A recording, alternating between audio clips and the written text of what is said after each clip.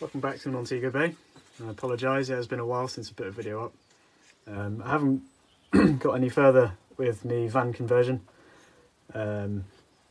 mainly due to commitments with work, and I've actually been using the van quite a lot late last year, so it didn't make sense for me to put it off the road. But what I have done instead is something I've wanted to do for an awfully long time. So not long after I got offered another job, I was perusing eBay, as we all do, and an om606 with a 5-speed manual gearbox and all the shift linkage was at a good price, and it was delivered to my front door as well. Now, not that there's anything wrong with that old Mercedes. I love the way it drives, but it is awfully slow, and it does run out of legs on the motorway just because of that 4-speed gearbox. So, you know, in theory it's a very simple conversion. You know, all you really need is a good MIG welder, or an arc welder probably, and just some hand tools. It's not very difficult. So I've already, you know, made good progress. The reason I didn't really want to film it is it's quite boring, to be honest with you. I've also spent a lot of time just fixing the car up and a bit of body work. There's a lot of people who are much better than me on YouTube, so it's not really worth learning from me. I'm certainly learning from myself, and that's probably more painful than informative for people to watch. But I'll show you what I've done, and we'll see what you think of that. So let's go take a look. I suppose it's quite funny really that I bought that Mercedes to keep me on the road whilst I'm doing the van. But it didn't seem to work like that, did it?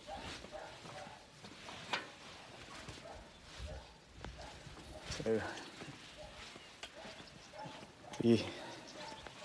here's the old wing. You can see it's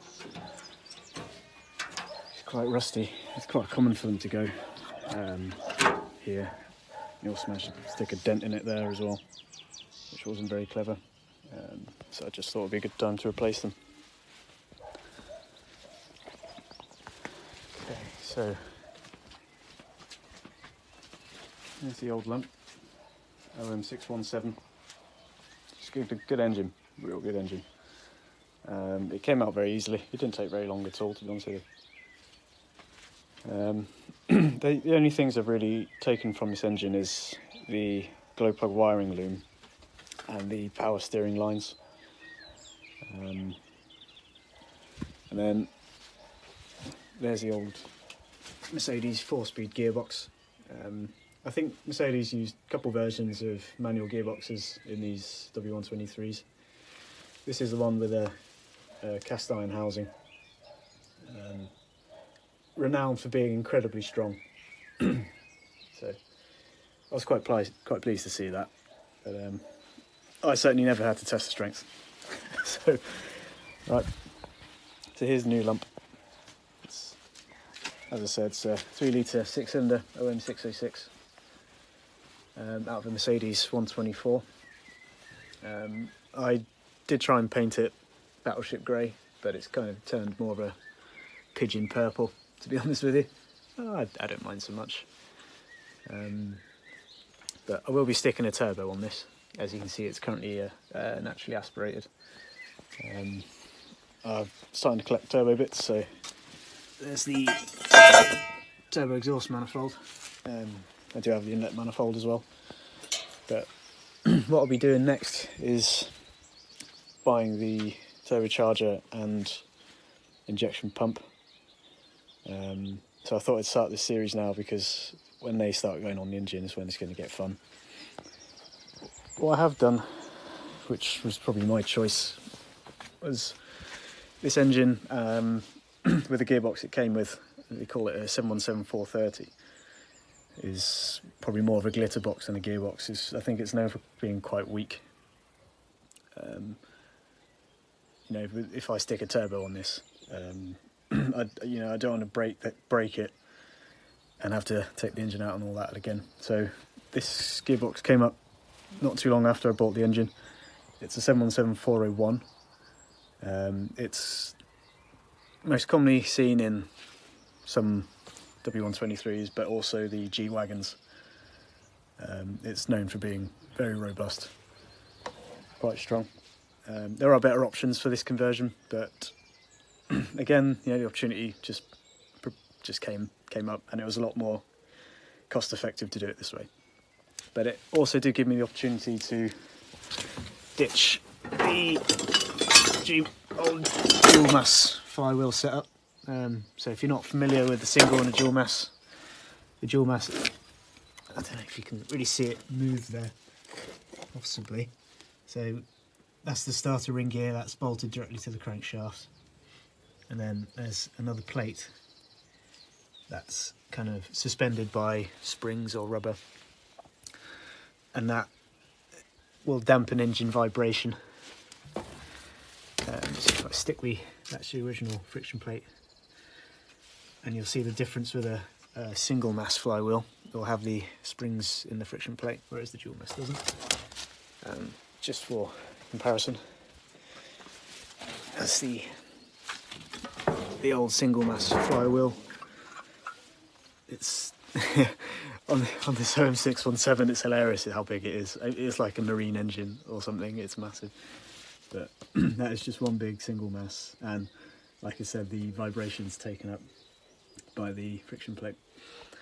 The dual mass is a lot smoother, and I don't think there's too much wrong with them, to be honest with you, but there seems to be a lot of people sort of whinging that there's more of a chance for them to break, especially if you're going to pump a little bit more power through them. So that for one, and having a stronger gearbox, it just seems to make sense to chuck this gearbox in. These old Getro boxes, they are known to be quite fragile, but something they do have is this gear linkage, which is kind of uses these rods. They kind of go in like so, and they go to your shifter.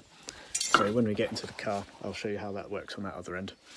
But I just needed a sort of a trim one of the shift rods, and it seems to be working quite fine, so I'm quite pleased with that. The reason, probably the more astute of you seen this red line, I have had the rear housing off yesterday. This is why I took the engine out yesterday, because the speedo gear wasn't working. So I just thought it'd be a good time to change the speedo drive for the one that came in the car originally from this gearbox. Just so we know the speedometer will be reading something more accurate, because I don't know what the ratio of the gearing would be in this gearbox, so I guess it will be over reading, who knows. So that's where that is. I did lie, I did steal the wiring loom from this engine. That's only because the one that came on the donor engine was absolute toast, but it wasn't too difficult to convert that to a 6-cylinder. So to be honest with you, all I've done here in the engine bay is I've welded this plate on. This is 3mm steel, and that just brings out how the engine mounts a bit closer, a bit towards the engine bay. And once I did that, everything just bolted up, easy peasy. It's unbelievable how easy it was.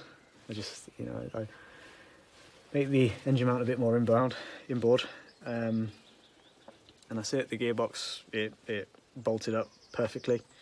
I still had enough clearance to have a mechanical fan, but I haven't had to do that. I haven't done that in the end, to be honest with you, because I had other clearance issues. Regarding the wiring, the starter motor's on a different side, but I've still managed, I'm using the same lead from the battery to the starter motor, and I've just had to extend the power for the chassis. It really is that simple, guys. It's so easy. what I have done, which I would probably recommend, is I've made this, I don't know what you guys call it, I call it a slam panel. It's originally a welded in panel itself, but I've made it so it comes out. I've actually made a video of me removing this engine yesterday. I say a video, it's a time lapse. And I'll probably stick it in after this video just to show you how much easier it makes, life is when that can be removed. And I'm sure if you're considering this conversion, you'll probably consider doing that yourself. It really is quite nice. For cooling, I'm a bit concerned the original radiator wouldn't be able to manage a turbocharged engine. It's designed to have the oil cooler to sit next to it. You also got like a header tank at the top of the radiator. So what I wanted was a bigger radiator and more capacity. So what I've opted for a 124 again. That's what that engine came out of. Radiator, which is wider, but you also see it was quite easy to bolt this one in. But it doesn't have the header tank in the radiator.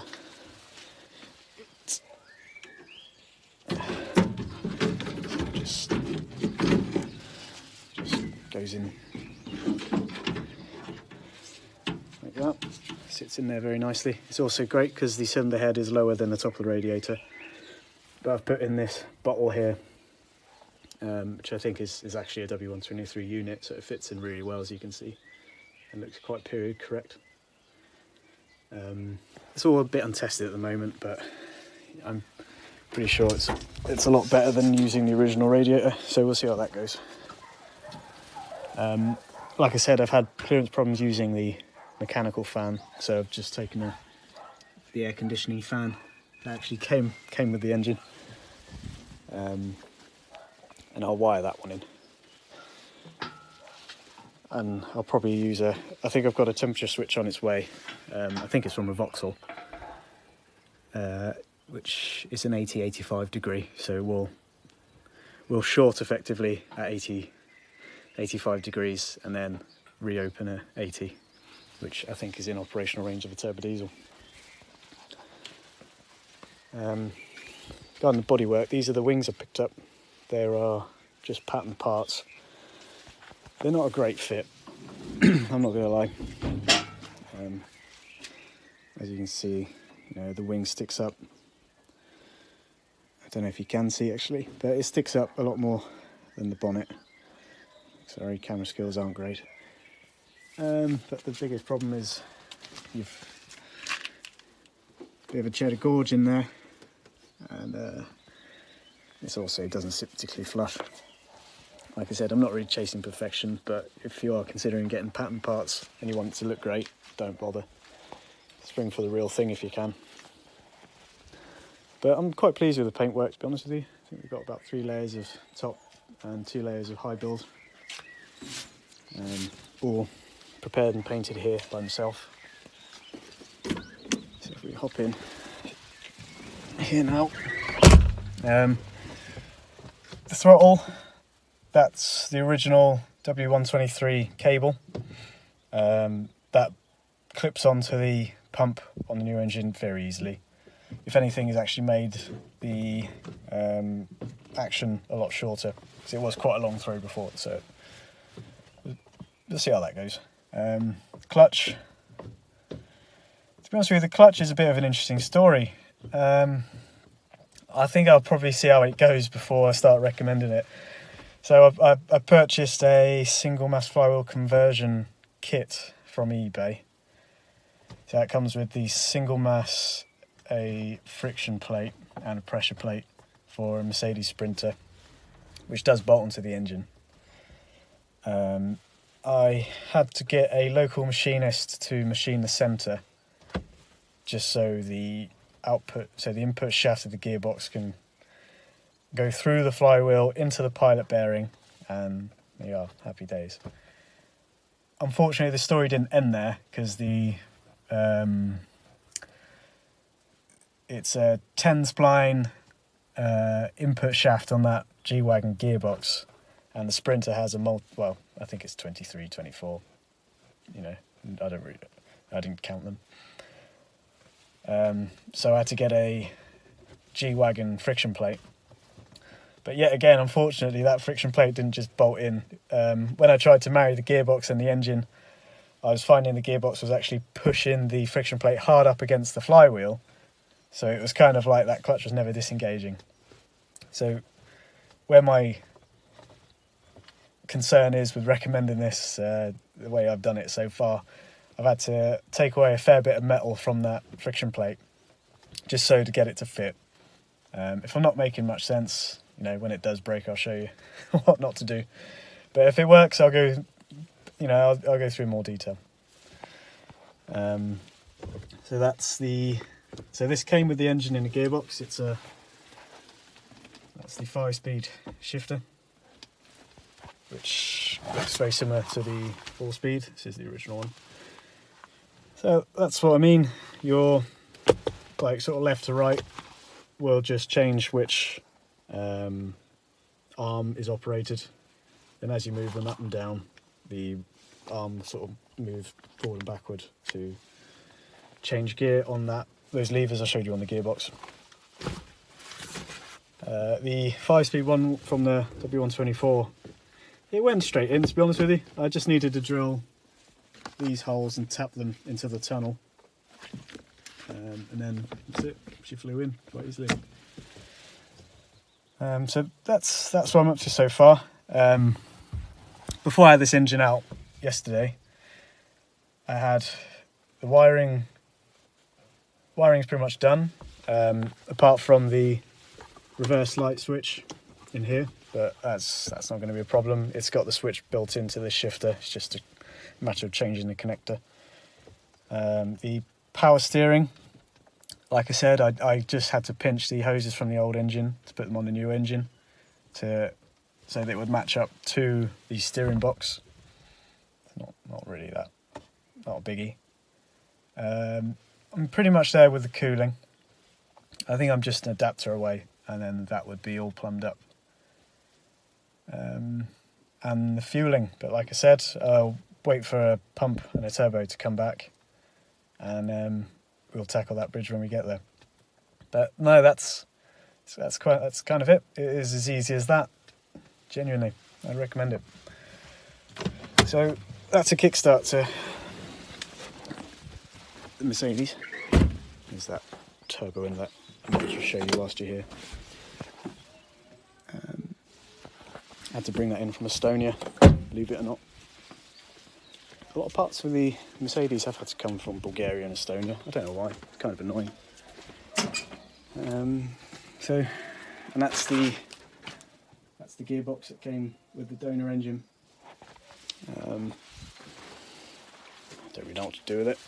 I'll hang on to it, but yeah, they are known to be fragile. Maybe you'll have to chuck it in one day and see if it does blow up. So that's me. I'll let you know how we get on when they come through, updates come through. But stay safe, everyone.